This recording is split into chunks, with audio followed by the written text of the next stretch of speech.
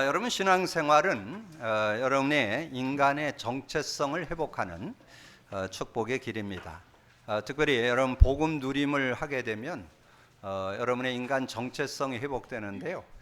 여러분 자신에 대한 그런 정체성이 회복됩니다. 여러분 자신이 뭔가 이렇게 삶을 살아가는데 이 정체성이 회복되어지지 않으면 여러분이 삶을 살고 이 사회생활하는데 자꾸 치여요. 뭐 여러분의 연약 때문에 어떤 그 부족한 때문에도 자꾸 어려움이 있고 또 상대로 인해서도 어려움이 오고. 근데 여러분 복음을 이렇게 누리게 되면 여러분 자신을 넘어서는 그런 비밀이 그 안에 들어 있습니다. 그래서 여러분이 복음 누림을 하셔서 여러분의 정체성을 회복하는 그런 여러분이 되어지시길 바라고, 또한 여러분이 뭐 직장 갖고 또 산업을 하고 사회생활을 하잖아요. 근데 그런 부분에서는 또 조금 삶보다는 좀 넓지요. 그래서 뭐 일이라든가 뭐 어떤 그 사역 그 여러분의 어떤 미래라든가 이런 부분에 대해서 어떻게 내가 인도받아야 되는가. 이제 제일 어려운 부분들이 이제 관계고 또 일이고 이런 부분을 여러분이 차고 나가야 되는데, 근데 그런 부분들도 여러분의 능력과 실력, 지식에는 한계가 있습니다. 그래서 이 복음을 누리게 되면 여러분 관계도 원만하게 하고 여러분의 일도 어떻게 일을 헤쳐나가야 될지를 볼 수 있는 눈이 열리기 때문에 여러분의 그런 일 속에서도 정체성을 좀 누리는 그런 모습이 되어지고, 저와 여러분은 이 복음 때문에 부름을 받았기 때문에 전도 선교 하는 일 속에서도 우리가 정체성을 가지고 당당하게 현장에서 우리가 복음을 나누고 증거하는 증인의 삶을 이렇게 살아갈 수 있는 그런 정체성도 복음 누림 속에 들어 있습니다. 그래서 복음 누림이 다다 그 말이, 복음을 누림을 하면 여러분 삶의 정체성도 나오고 여러분의 일의 정체성도 나오고 여러분의 모든 사역에 대한 정체성도 나오는 그런 응답들이 들어 있습니다. 그래서 뭐 저는 예를 들으려면 뭐 여러분의 예를 드는 것보다는 제 얘기를 해야 되니까 제 간증을 자꾸 드리는데, 저는 누구하고도 제가 목사로서 누구하고도 이렇게 그 어떤 비교해 가지고 이렇게 거기에 눌리거나 그러지 않습니다. 저는 목사로 당당하게 어느 목사하고 비교해도 조금도 저는 모자라지 않다고 생각하는 그런 축복을 갖고 삽니다. 그걸 목사 정체성이라고. 전혀 뭐 어느 목사하고 견주어도 전혀 거기에 꿀리지 않는, 눌리지 않는 그런 모습. 그리고 제가 목회를 해서 뭐 많은 사람들은 외적으로 뭐 숫자가 많고 뭐 교회 건물이 크고 뭐 땅을 많이 차지하고 이런 거에 많이 세상 사람들은 보지만 저는 그게 기준 아니라고 봅니다. 정말 복음을 가지고 정말 사람 살리고 사람에게 힘을 주고 답을 주고 치유하고 이런 축복 속에 들어있다면 저는 최고의 목회다. 그래서 저는 목회 정체성에 대해서도 조금 더 누구하고 견주어서 거기에 눌리지 않는 그런 모습이 되고, 전도 선교, 전도자의 삶을 살아야 되잖아요. 그런 부분에도 전혀 눌리지 않고 누굴 만나든지 복음으로 답 줄 수 있고 복음으로 그 사람을 세울 수 있고 하는 그런 답이 있기 때문에 뭐 전도에도 그렇고 선교에도 그렇고 전혀 눌리지 않는 그런 모습. 그래서 여러분 복음 누림을 왜 해야 되느냐? 정체성 회복이 들어있어요. 인간 정체성. 그래서 여러분 삶의 정체성도 들어있고 여러분 일, 산업의 정체성도 들어있고 여러분의 전도 선교하는 여러분 사역의 정체성도 그 안에 들어있습니다. 그래서 모든 것이 되어지는 축복 속으로 들어가는 것이 진정한 정체성이다. 그래서 지난주 그리스도라는 한 단어 속에 모든 것이 있다, 그런 말씀을 드렸는데, 그 축복을 누렸던 한 사람을 소개한다면 모세입니다. 여러분 모세에 대한 배경을 잘 알죠? 그 모세가 가장 어려운 때 태어났어요. 이스라엘이 애굽의 노예로 이렇게 생활하는 때에 사내 아이를 낳으면 다 잡아 죽이는. 그래서 태어날 때 산모에게 지시를 해갖고 아이가 태어났는데 사내 아이면 무조건 죽이라고 하는 그런 어려운 상황에서 태어나서 그 엄마가 이 모세를 숨겨서 키우다가 뭐 어떤 일이 있는지 모르지만 어떤 목소리가 컸는지 더 이상 키울 수가 없어서 나일강에 띄우게 되는 그런 모습. 그때 이제 마침 공주가 목욕하러 왔다가 이제 모세를 만나게 돼서 이제 모세가 공주의 아들로 들어가게 되는 그런 모습. 근데 이제 중요한 키는 거기에 이제 모세 어머니가 유모가 돼서 모세를 키우게 되는 그런 모습이 나오죠. 근데 그때 모세 어머니가 뭐 한 것 같아요? 물론 뭐 여러 가지 많은 것들을 이 아이에게 전달했겠지만 가장 중요한 거는 언약입니다. 창세기 3장 15절 메시아. 그때 당시에 피 언약이잖아요. 그 피에 대한 의미를 이 모세에게 각인시키는 그런 작업을 아이를 키우면서 전물력 키우면서 그걸 했던 것을 우리에게 말씀해 주고 있어요. 근데 그게 어느 정도 그게 능력으로 나타났냐면 80세가 됐어. 80세. 모세가 80세가 됐을 때 하나님께서 모세를 부르는 장면이 출애굽기 3장에 나오잖아요. 출애굽기 3장에 모세를 불러서 하나님께서 너를 통해서 이스라엘 백성들을 구원해내는 그런 일을 하겠다 그러니까 모세가 다른 얘기를 그건 핑계를 대요. 자기는 나이도 많고 말을 잘 못한다고. 그러니까 하나님께서 네 형 아론이 말을 잘하니까 그 아론하고 같이 이렇게 하면 되고 그리고 내가 너와 함께 하겠다. 그게 3장 12절이에요. 그러면서 준 메시지가 3장 18절입니다. 너는 바로 왕에게 가서 여호와 하나님께 제사를 지내겠다고 얘기해라. 이제 그런 피제사에 대한 얘기를 하는데 그거에 대한 반문은 전혀 없습니다. 모세는 그 의미에 대해서 이미 알고 있는 그런 모습. 그래서 결국은 어떻게 됐어요? 모세가 이스라엘 백성들을 이제 출애굽하는 그런 일에 지도자로 쓰임 받게 된 그런 모습이잖아요. 근데 여러분 세상적으로 보면 어떻게 해야 돼요?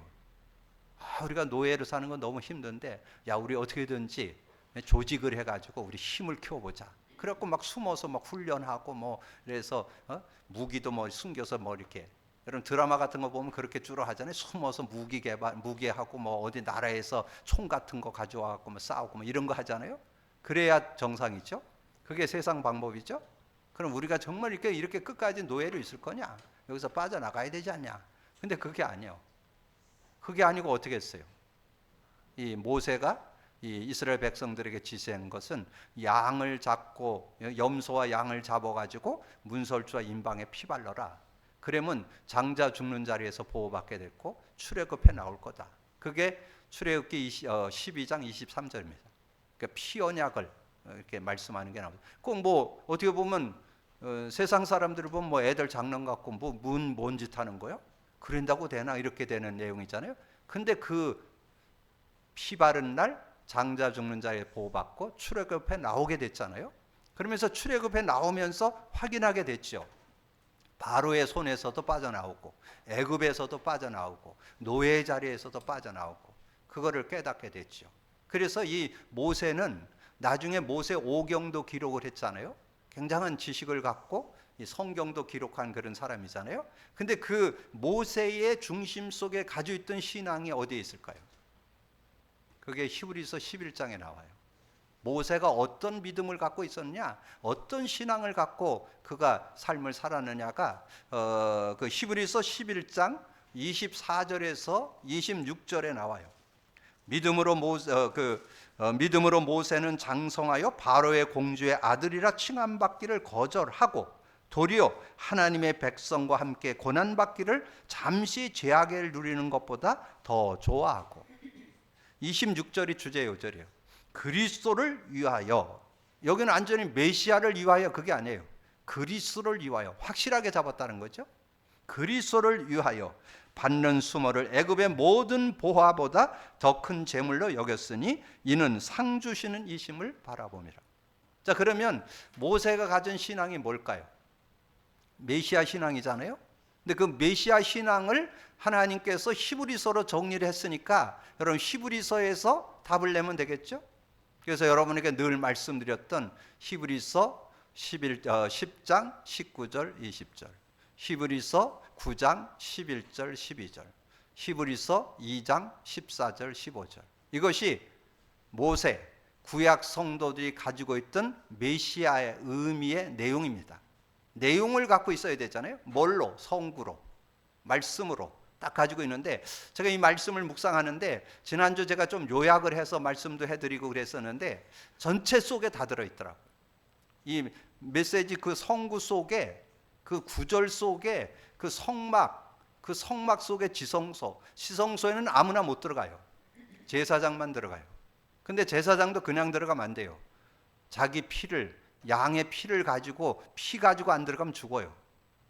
그 내용을 가지고 이거 내용을 설명하는 거예요. 그러니까 구약의 그 성막을 짓고 성막 안에 지성소가 있고 성막 안에 언약궤가 있었고 그 언약궤 속에 들어가는 대제사장의 그 내용을 가지고 설명하면서 세 가지 성구를 설명하는데, 이 성구가 그냥 구구절절히 그 내용이 의미가 막 복음의 그 메시아의 의미로 막 다가오는 거예요. 얼마나 감사한지요. 히브리서 10장 19절 20절, 그러므로 형제들아 우리가 예수의 피를 힘입어 성소에 들어갈 담력을 얻었나니 그 길은 우리를 위하여 휘장 가운데 열어놓으신, 휘장은 아무나 못 들어가요. 대제사장만 들어가요. 그 가운데 열어놓으신 새로운 살 길이요 휘장은 곧 그의 육체니라. 예수님이 휘장을 여는 그런 길을 열었다는 것을 말씀해 주는 거잖아요. 얼마나 이게 사실적으로 하나님 만나는 길을 여는 그런 축복을 주셨다는 걸 알 수 있겠죠.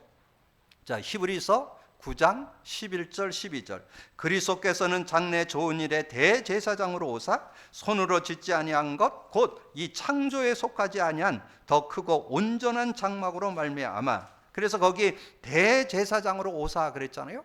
예수님이 대제사장으로 와서 그 지성소에 들어갈 수 있는 길을 열었다는. 근데 휘장을 열고, 그리고 거기에 피제사를 드리는데 염소와 송아지의 피로 하지 아니하고 자기 피로. 구약에 수없는 양을 잡았잖아요. 그 구약에 수많은 양 잡은 레위기서가 성취된 내용이 이게. 피 흘림이 없은즉, 레위기 17장 11절, 피 흘림이 없은즉 사함이 없는 그 일을 예수님이 하셨다는 거죠. 그래서 염소와 송아지의 피로 하지 아니하고 오직 자기의 피로 영원한 속죄를 이루사 단번에 성소에 들어가셨느니라. 얼마나 확실한 얘기인지. 예수님이 그 수없는 양 대신 오셔서 피 흘리사 우리의 모든 원죄 자범죄 조상죄 끝냈다는 거, 이거를 말씀해 주니까 얼마나 이 말씀이 힘나고 담나는지. 그 축복 속에 들어가기를 주님으로 축복합니다. 그러면서 히브리서 2장 14절 15절, 자녀들은 혈과 육에 속하였음에 또한 그도 또한 같은 모양으로 혈과 육을 함께 지니심은 죽음의 세력을 잡은 자. 이 죽음의 세력을 잡은 자. 여러분 왜 마귀의 자녀가 돼 있고 마귀에게 종돼 있을까요? 여러분 영적으로 죽어 있어서 그래요. 죽은 자를 완전히 자녀 삼고 종으로 삼아서 완전히 어렵게 하는 그런 모습이라는 것. 죽음을 통하여 죽음의 세력을 잡은 자 곧 마귀를 멸하시며 또 죽기를 무함으로 한평생 매어 종로를 타는 모든 자를 놓아주려고. 죽음의 세력을 잡고 완전히 영적으로 죽어 있는 것을 이용해 갖고 완전히 자녀 삼고 종 삼고 살아가는 이 마귀의 손에서 우리를 놓아주려고 예수님이 오셨다는 거죠. 그래서 여러분이 모세의 신앙이 뭐였냐? 창세기 3장 15절의 신앙이고, 메시아의 신앙, 피의 신앙, 그 피의 의미, 그거를 제대로 갖고 있었던. 근데 그 의미를 어느 정도, 저는 이 말씀을 보면서 계속 묵상이 되더라고요. 메시아의 의미를 잡고 왕궁에서 왕궁에 있는 것보다 메시아 언약 잡았다 이래야 이게 말씀이 더 구체적인데 왜 그리스도라고 썼을까? 분명한 언약 잡았다는 거. 메시아인데 오실 그리스도를 완전히 잡은 그 축복을 설명해 주기 위함이 아닌가.